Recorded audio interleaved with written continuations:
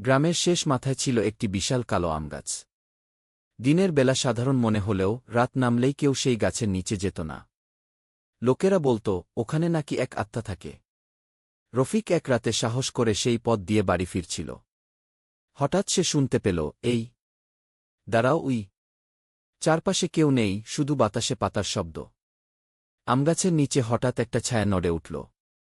ছায়াটা ধীরে ধীরে মানুষের রূপ নিল, মুখ নেই, চোখ নেই, শুধু লম্বা কালো অবয়ব। রফিকের শরীর ঠান্ডা হয়ে গেল। সে দৌড়াতে চাইলে পা নড়ল না। তখন ছায়াটা ফিসফিস করে বলল, আমি পথ হারানো আত্মা। আমাকে চিনে রাখো গু। হঠাৎ মোরগ ডেকে উঠল। ছায়াটা মিলিয়ে গেল। রফিক মাটিতে লুটিয়ে পড়ল।